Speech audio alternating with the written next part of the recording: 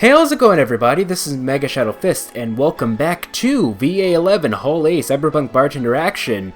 What most likely is going to be the final recording session of the game, ladies and gentlemen. It's finally here. I cannot believe it, but we're almost there. So let's go to load and continue from where we last left off, which should be slot 4. And yeah, you were charged with $10,000 for your rent. Have a nice day, and Jill will not be distracted for today, so... yeah, this is...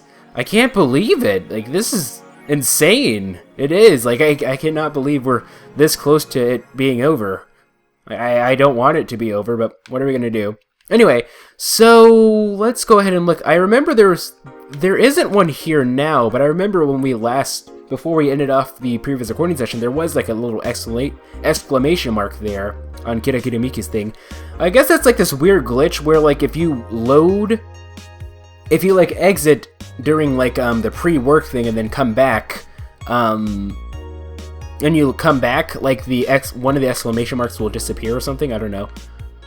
VA-11 Hall A. VA-11. Let's see here. VA-11 Hall A by Miki. The name sounds silly and a bit hard to pronounce. Good thing it's actually called Vallhalla. The funny numbers and letters are just a code. Anyway, I visited this cute and small bar downtown twice after getting lost for a bit. I think the area was called Neon District.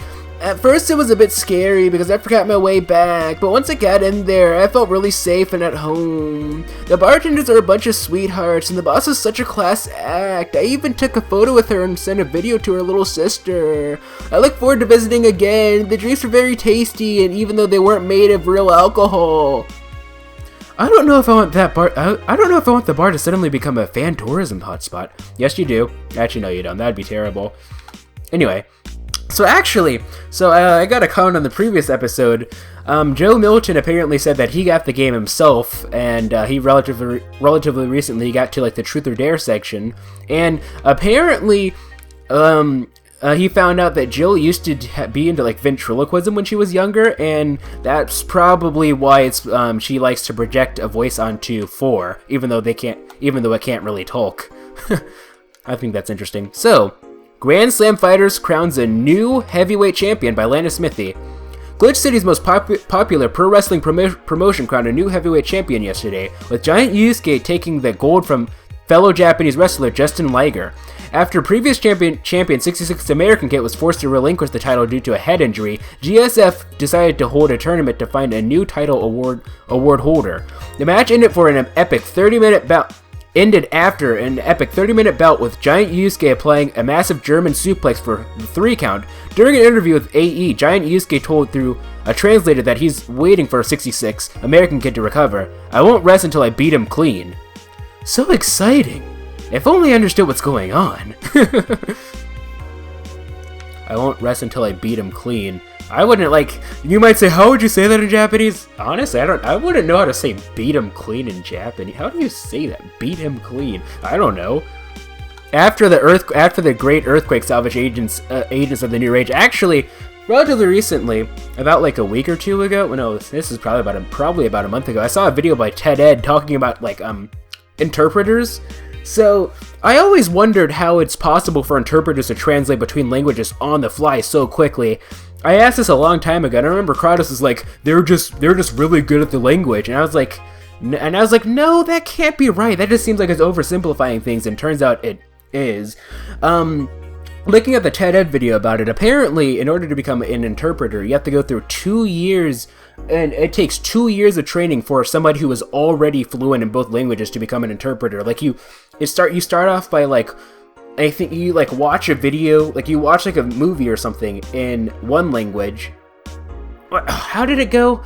Crap, I'm forgetting the small details, but you switch between the language, you watch something in a language and then you pause and then translate into the next language, and then you keep doing that over and over and over again, and then eventually start finding shortcuts and shorter ways to say things in order to your brain starts making these connections. You start finding shortcuts and quicker ways to say things so that you're able to get the message out there as quickly as possible without, taking too much time. It's very interesting. After the great earthquake, salvage agents are the new rage. by Landis Smithy. The great earthquake that sank large portions of the world 5 years ago also created an unexpected new profession, salvage agents. Summeraki is one of these salvagers, and she shares her experience with the augmented eye. Seeing big cities like Tokyo and places like Carcass several kilometers below the ocean's surface. That's something that gets to you, you know? Millions lived there before the great earthquake, and it's on me to retrieve their memories, their lives. ARC is now working to retrieve items from a research facility in the Tanegashima island in Japan. Tanegashima, so like the kanji, let's see, so Shima is obviously going to be like, island. Tane is probably like, written with the kanji for, I don't know. It could be anything, really. Anyway, that sent large portions of the world, 5 years ago, also that sank large portions of the world 5 years ago, also created an unexpected new profession. Like, let's see. So, I was about to make the theory that perhaps the Great Earthquake was what caused like the whole change in Glitch City to become Glitch City, but judging from like what Jill said, apparently her father lived in this area before her grandfather lived in this area before it became Glitch City. So that means that it became Glitch City a long time ago. So the Great Earthquake could not be the result of that, since that only happened 5 years ago. In Australia? Australia is a tad more complicated than that. Is it now? New Lilim Regulations.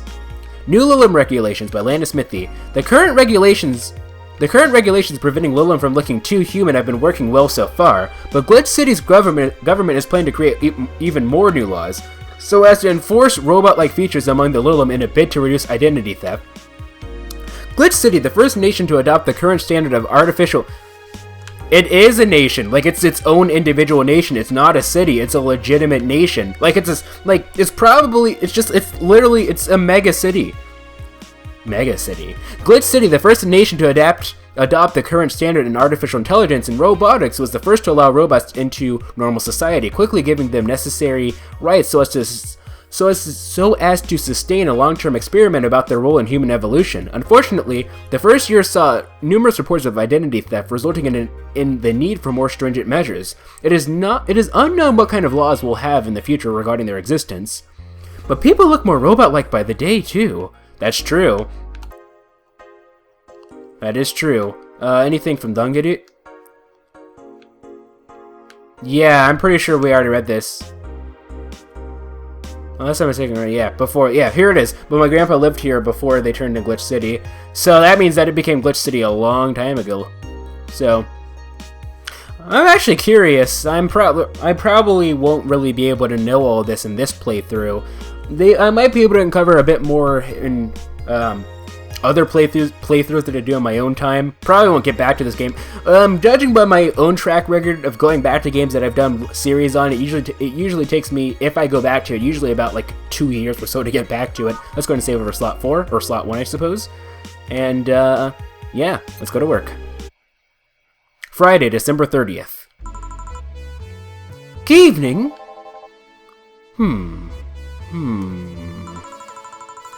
Gil, are you humming Shine Spark? I don't know how that is, so I can't really hum the tune. Ah, hey Jill. Are you okay? Are you in love, maybe? Nothing of the sort, I'm fine. Right. No, seriously, did you fuck? Men only get so happy after they fucked. Not necessarily. That's not... Oh my god, you... Like, that's not necessarily true. Anyway, oh my god, you totally fucked. Was it Alma? Did you have even 7 minutes in heaven with her? No, I didn't. In any case, congratulations, I haven't seen you this happy since... Well, never. Today's escapades will bring us to a familiar place in... Oh man, shit. Gil, I'm out. I'm gonna... not you. Not so fast, Flat Bartender, if that's even your real name. Last time my viewership is a weird peak while I was passed out, so I'm here to find out what made people so interested.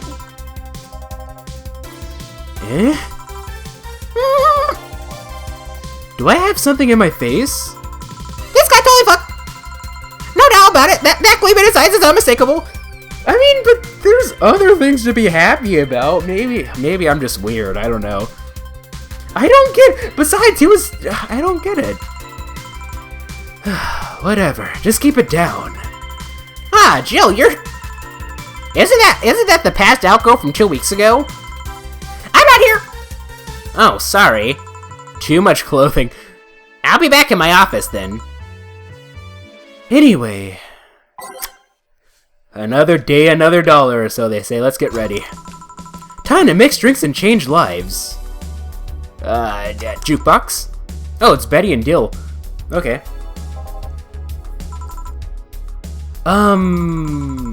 You are too happy, and you are too mopey. What happened? I was right. Huh? That Laura girl was head over heels for him. I was right on the money. Say, that girl. I'm not here! Oh, she was here they were here last time that she was here. Sorry. Isn't she the one that passed out last time? Anyways, it's not a word, Betty. Betty was right, and that deserves a beer. And you? I'm fine. Thanks. Oh, actually, I'm fine. Thanks is the song by Ladies Code, but I'm fine is Apollo's thing. A Friday beer for a cheerful Betty. That's right. She's not distracted. So 1, 2, 1, 2, 1, 2, 3, 4. Mix. Stop. Where? Serve. Here. Whoa! So the girl was actually infatuated with him? You should have seen her, screaming from the top of her lungs that she liked him, and him just standing there thinking... Just like that. In retrospect, it was a tad too cliche for my taste. Still, I knew she liked him. I was right. He doesn't seem particularly happy. He never is. Unlike your coworker, holy shit, did he fuck? I don't understand. I don't get it. Oh my god. I don't get it. Apparently, so, also Joe Milton said that, so, let's see. Let me look up the specific comment here. But it was interesting. Where is it? Mega sucks at VA-11. This has to be it. Yeah. Ghost. View all comments. To see none of the above. Submit survey. Had to do that to get that out of the way. Let's see here. So. Let's see, Gil is asked why his beard is always the same length. This seemed to be a joke about developers not having a second character model. Not having a second character model. Anyway, so like, you can't really... Anyway, I was trying to make a connection there, but I'm trying to figure out how that's relevant to... whatever? Anyway, whatever. Let's get back into things. Clock. You're making it too obvious, Gil. That beaming face is unmistakable. The face of a guy that got some and enjoyed every moment. I don't understand though. Like, there's other things to be happy. Maybe it's just a Gil. Oh, then again, is Gil like ever happy? Like, is he ever happy about like anything? That might be the reason why. Anyway, back to Dill though. Like I said, he seems. But then again, if that were the case, like Streaming Chong, who has only seen her has only seen him like 2 times, still, I don't know. He seems lost in thought, all alone. Victories like these are few and far between. Let me enjoy myself. Can I get something non-alcoholic here? That's not how you drown your sorrows, piece of scrap. I'll have a Bloom Light. Okay. I need to serve a Bloom Light and something non-alcoholic. Okay. So, Bloom Light. Not to be confused with In Bloom, the Nirvana song. I wonder if there's going to be a stand named after like anything Nirvana related.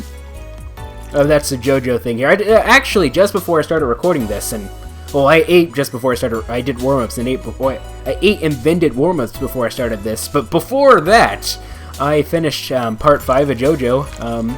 It was a pretty interesting part, all things considered. I know that all aged, and On the Rocks and mixed. I know that. Oops. 1, 2, stop.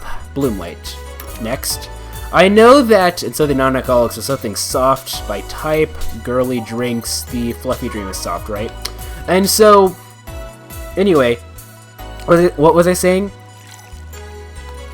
It's a part that's not very well received outside of Japan, I believe, because like the English translation is for it is quite frankly it's quite abysmal. If you're someone who can read Japanese, I would definitely recommend, and you have the option, I would definitely recommend reading part 5 in Japanese.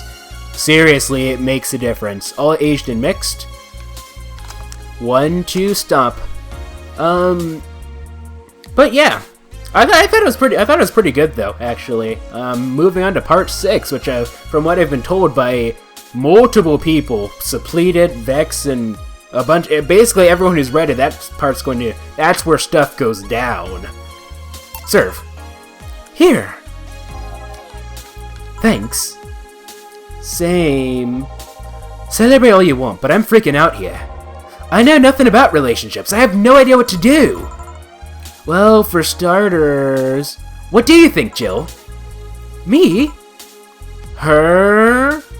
Yeah, I think Jill would probably be better for advice than you, girly. Betty, I've seen a few of your relationships, remember? Aside from Veronica, there's Angelica, Pamela, Sandra, Rita, Monica, Erica, Tina, Mary, and Jessica. Or should I say, didn't share the bed sheets, snores like a pig, cold feet, shampoo waster, chocolate addict. Too religious, fan of the wrong rugby team, teetotaler? What does that even mean? And chews with the mouth open. What do you think, Jill? That sure must be quite the heartbreaker to have so many relationships in a short period of time. I mean, about piece of scrap situation. And thank you. I'm not the right person for this. Gil? Yeah, he did. He did. Okay, like, I can understand being happy, but he's humming. Yeah, he did. He's still on fucking Cloud 9. Or is it fucking in Cloud 9? What about...